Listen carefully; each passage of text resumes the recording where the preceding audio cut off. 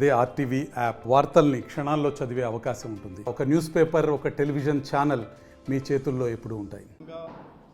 కేసీఆర్ గారు అసెంబ్లీ సమావేశం జరుగుతున్నప్పుడు అసెంబ్లీని వేదికగా తీసుకొని ఏ విషయాలైనా కూడా అక్కడ మాట్లాడడానికి అవకాశం ఉంది.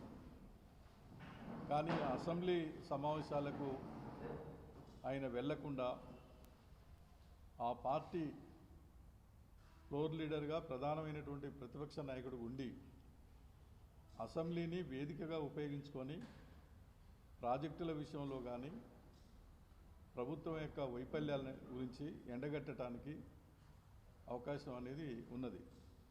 కానీ దాన్ని ఏమాత్రం ఉపయోగించుకోకుండా ఆయన నల్లగొండకు వచ్చి బహిరంగ సభ పెట్టి ఇక్కడ కొన్ని ప్రకటనలు తర్వాత ఏంటంటే కొన్ని విషయాలు చెప్పడం అనేది జరిగింది. నల్లగొండ జిల్లా ప్రజలకు వాస్తవంగా ఆయన క్షమాపణ చెప్పి రావాలి. ఎందుకంటే నల్లగొండ జిల్లాకు సంబంధించినటువంటి పెండింగ్ ప్రాజెక్టులు కేసీఆర్ గారు 9.5 సంవత్సరాల కాలంలో అధికారం నుండి ఏ ఒక్క ప్రాజెక్టు కూడా ఆయన మంజూరు చేసింది లేదు, శంకుస్థాపన చేసింది లేదు. ఉమ్మడి రాష్ట్రంలోనే మంజూరయ్యి శంకుస్థాపన జరిగి కొన్ని పనులు కూడా ప్రారంభమైనటువంటి పెండింగ్ ప్రాజెక్టులు, అది ఎస్ఎల్బిసి కానివ్వండి, తర్వాత ఉదయ సముద్రం కానివ్వండి, తర్వాత నక్కలగండి సంబంధించినటువంటి బ్రాహ్మణ వెల్లెంల కానివ్వండి, ఇవన్నీ కూడా ఉమ్మడి రాష్ట్రంలోనే మంజూరు కావటం అనేది జరిగింది. తెలంగాణ రాష్ట్రం ఏర్పడక ముందు కానీ ఎన్నికల సందర్భంగా ఆయన ఇక్కడ ఏ సభకు వచ్చినా నల్లగొండ జిల్లాకు ఉమ్మడి రాష్ట్రంలో అన్యాయం జరుగుతుంది, తెలంగాణ రాష్ట్రం ఏర్పడితే నేను అధికారంలోకి వస్తే ఇక్కడనే నేను కుర్చీ వేసుకొని ఈ ప్రాజెక్టులన్నీ కూడా కంప్లీట్ చేసి నల్లగొండ జిల్లాలో ఉన్నటువంటి భూములన్నీ సస్యశ్యామలంగా మరి పంటలు పండే విధంగా త్రాగునీరు సాగునీరు అందిస్తానని వాగ్దానాలు చేశారు. 9.5 సంవత్సరాల కాలం నుండి ఏ ఒక్క ప్రాజెక్టు కూడా పూర్తి చేయలే.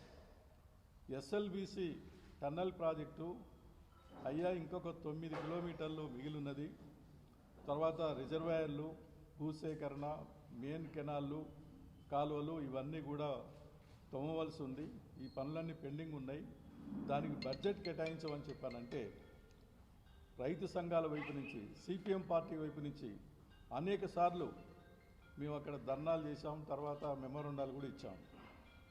బడ్జెట్ కేటాయించకుండా ఒక 2-3 సంవత్సరాలు వరుసగా 3 కోట్లు మంజూరు చేయటం అనేది జరిగింది. ఆ 3 కోట్లు ఏంటనంటే కేవలం అక్కడ టీ ఖర్చులకో లేకపోతే ఏంటంటే సెక్యూరిటీ వాళ్ళకే సరిపోయేటువంటి పరిస్థితి.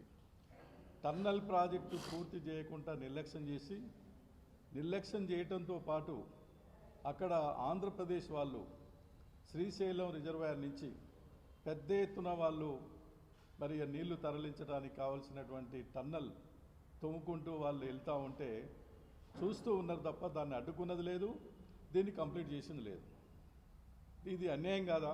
నల్లగొండ జిల్లా ప్రజానికానికి, రైతాంగానికి తీరని అన్యాయం చేసినట్టు తప్ప ఇంకోటే ఉన్నది. గ్రావిటీ ద్వారా నీళ్ళు వచ్చేటువంటి అవకాశం ఉంది. ఇప్పుడు ఆంధ్ర వాళ్ళు ఆ టన్నల్స్ అవన్నీ కూడా పెద్ద ఎత్తున బెజ్జాలు పెట్టి నడి రిజర్వాయర్ నుంచి తీసుకెళ్తే మనకు నీళ్ళు వచ్చేటువంటి పరిస్థితి కూడా లేదు.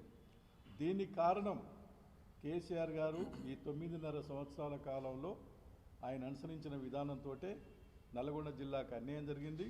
పైగా ఏంటంటే అక్కడి నుంచి వాళ్ళు నీళ్లు తరలించడానికి కూడా ఆయన ఏదో రకంగా సహకరించాడు తప్ప మరొకటి కాదు. అట్లాగనే ఉదయ సముద్రం, అదేవిధంగా ఎడమ కాలువ పైన ఉన్నటువంటి లిఫ్టులు నేను అధికారంలోకి వస్తే నాగార్జున సాగర్ ప్రాజెక్టులో అంతర్భాగంగా ఈ లిఫ్టుల నిర్వహణ మొత్తం కూడా ప్రభుత్వమే నిర్వహిస్తుందని చెప్పారు. ఇంతవరకు ఆపరేటర్లను నియమించడం కానీ, రిపేర్లకు డబ్బులు మంజూరు చేయటం కానీ ఏమీ లేదు. అప్పుడు వరల్డ్ బ్యాంక్ నుంచి కొన్ని నిధులు విడుదలైతే దాని ద్వారా రిపేర్లు చేసి వదిలేశారు అంతే. ఇప్పటికీ కూడా సగం భూములకు నీళ్ళందనటువంటి పరిస్థితి వస్తూ ఉంది. నాగార్జున సాగర్ ప్రాజెక్టు పరిధిలో ఉన్నటువంటి కొన్ని కాలువలు, తర్వాత ఏంటంటే కొన్ని తూములు కానీ ఇవన్నీ కూడా ఎక్కడికక్కడ మరమ్మతులు చేయలేదు.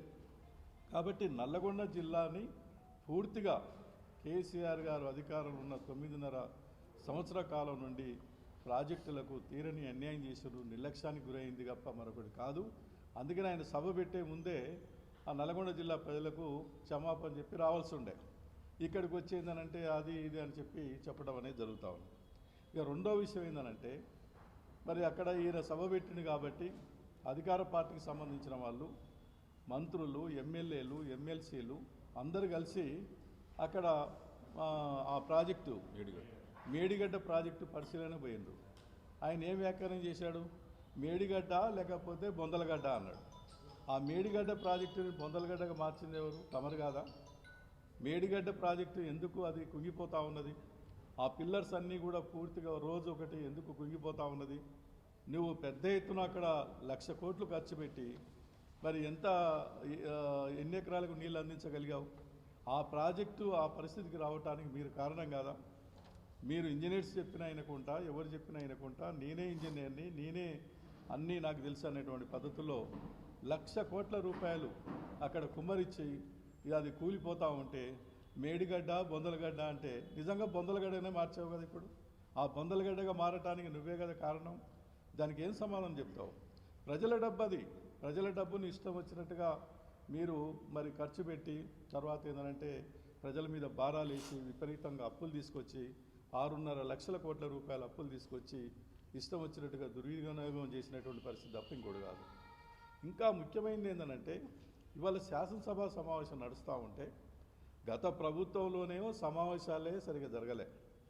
ఆ జరిగిన కొద్ది సమయంలో కూడా ప్రతిపక్షాలు మాట్లాడటానికి ఏమాత్రం మైకులు ఇచ్చేది లేదు, అవకాశమే లేదు. ఇప్పుడు అసెంబ్లీ సమావేశాలు నడుపుతున్నారు. తర్వాత దాన్ని ఉపయోగించుకోవాలి.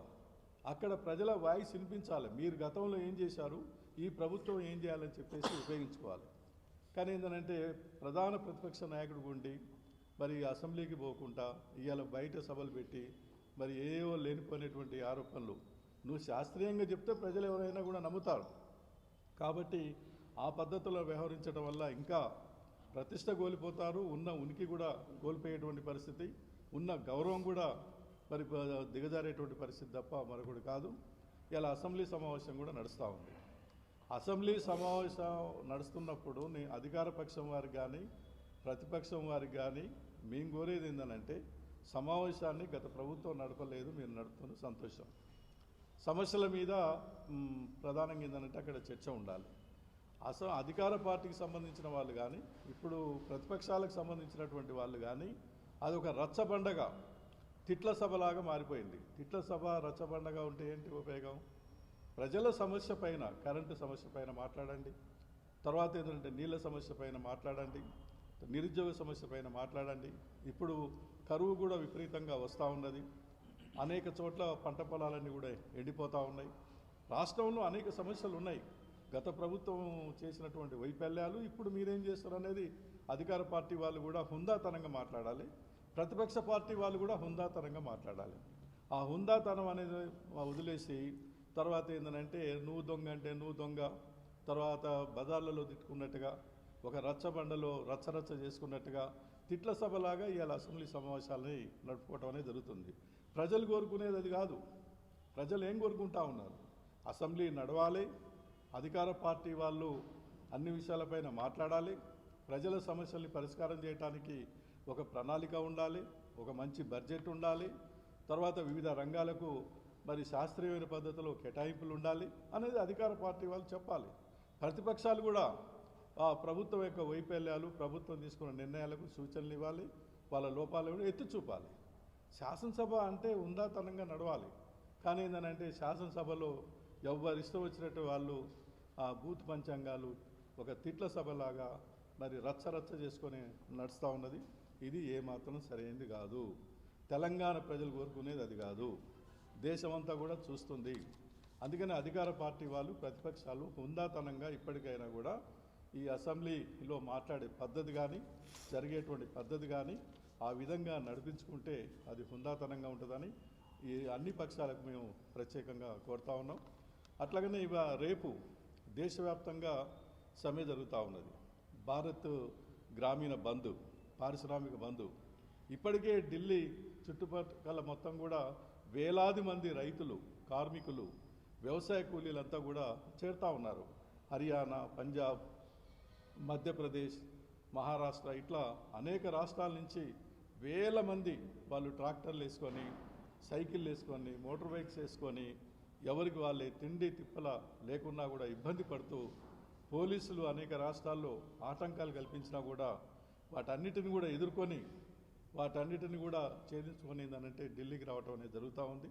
ఎందుకని అంటే ఇవాళ ఎవరైతే ఈ దేశంలో అందరికంటే ఎక్కువ కష్టపడి పనిచేస్తూ ఉన్నారో, ఈ యొక్క సంపదకు మూలం రైతులు లేకపోతే పంట లేదు, తర్వాత కార్మికులు లేకపోతే పరిశ్రమలు నడవు, తర్వాత ఏది ఉత్పత్తి అయ్యే పరిస్థితి ఉండదు.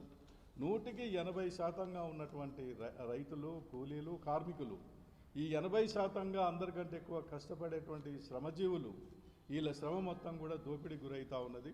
వాళ్ళకు న్యాయంగా రావటం లేదు. రైతులు పండించినటువంటి పంటలకు గిట్టుబాటు ధర లేనటువంటి పరిస్థితి.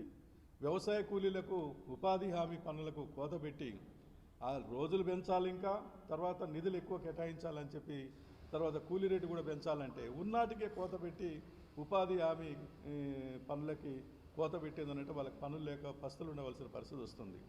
ఇవాళ కార్మిక వర్గం 8 గంటల నుంచి 12 గంటలు పనిచేయాలని చెప్పేసి కొన్ని చట్టాలని ఎన్నో పోరాటాలు చేసి సాధించుకున్న చట్టాలను రద్దు చేసి ఇవాళ 12 గంటలు చేయాలని చెప్పి చట్టం తీసుకొచ్చారు. వాళ్ళ వేతనాలు తగ్గించడం జరుగుతుంది.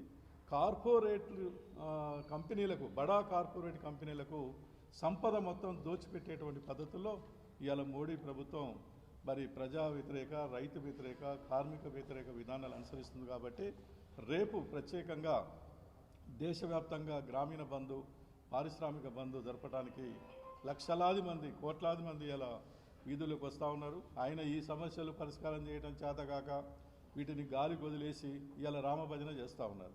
రామభజన నువ్వు ఇప్పుడు నేర్పేదేముంది? రాముని మీద భక్తున్న వాళ్ళందరూ కూడా కొన్ని ఏళ్ళ నుంచి, తరతరాల నుంచి చేస్తూ ఉన్నారు.